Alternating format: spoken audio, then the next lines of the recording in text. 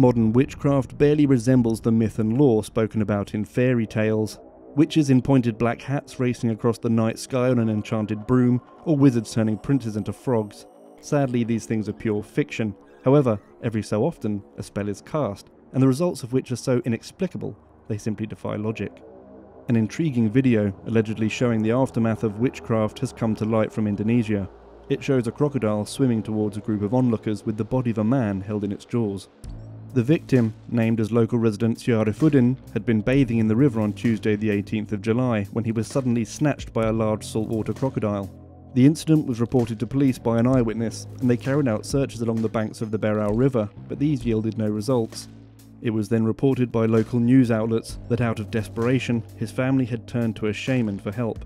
The crocodile charmer performed the ritual, and the crocodile appeared with a dead body in its mouth, leaving it near the riverbank the next day. We have been unable to find details of the exact ritual used or the proximity to time and location of the ritual to the incident. Also, it is important to note that we do not know if the crocodile seen bringing the body to the shore is the one that was seen attacking the man the previous day. Nonetheless, the footage, which was spread extensively across the media and social media, is extremely bizarre. Crocodiles are not known as scavengers. They will usually take live prey from the river, but in times when food is more scarce, they have been known to eat carrion.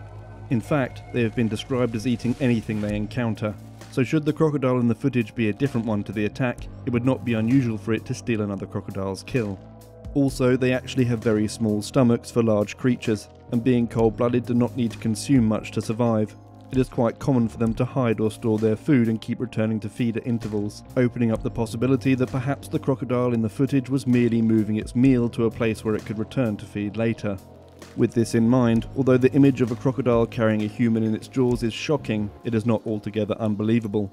The main stumbling point of this story, and one that we here at Restricted Access are at a loss to explain, is why the crocodile would bring the body towards a group of humans. It is common knowledge that crocodiles are attracted to vibrations, indicating potential prey in the water on the riverbanks. A crocodile's skin is more sensitive to touch and vibrations than a human fingertip, despite the heavy armour. So we theorise that perhaps there may have been people along the river beating the ground to entice it, or maybe even just the frenzy of activity from the search parties brought the animal closer to them. We cannot see in this video if the crocodile dropped its victim, possibly from fright, or if it specifically placed the body for the group of onlookers. If it is the latter, it creates some very exciting ideas indeed. Witchcraft is prohibited in Islam, however many Indonesians still use witch doctors for white or black magic rituals. From healing ailments or to change a person's luck, the use of magic is common practice, with shaman tending to specialise in a specific area of practice. In the articles about the story, they claim that the family contacted a crocodile charmer who performed the ritual to have the body brought back to them. It is not unusual in stories of shaman and traditional healers for them to speak with beasts and birds. Shamanism and the natural world are inextricably intertwined, even to the extent of blurring the lines between human and animal. In Indonesia, rumours of Dukun Santet, a type of Malaysian voodoo priest dressed all in black, are said to be able to transform themselves into the shapes of animals.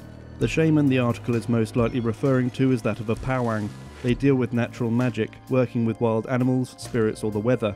They are more commonly associated with rivers, as opposed to Malaysian Dukun or Bomo, who are linked to the mountains. It is claimed that they control elements and charm creatures by chanting, performing healings, investigations or seeking missing persons. They do this by evoking spirits to assist them in their work, much like the witch's familiar we are more used to seeing in Western folklore. A witch's familiar is a supernatural spirit that takes on an animal form to assist practitioners of magic.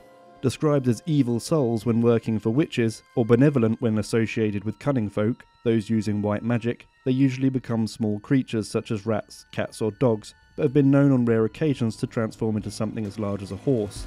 If these same spirits were found in Indonesia, it is not beyond the realms of imagination that they could transform into a crocodile perhaps. In 2013, the Indonesian government attempted to crack down on the malevolent use of witchcraft. In a proposed bill, it stated that anyone found guilty of using witchcraft to bring about someone's illness, death, mental or physical suffering could be punished with up to 5 years in jail. Supporters said that this would help to discourage fraud from fake shaman targeting the gullible or ignorant. However, many Indonesians were opposed to a bill that dealt with a problem associated with the distant past. As this footage of a crocodile raises so many unanswerable questions, perhaps we should not be so quick to resign natural magic to the stuff of myth.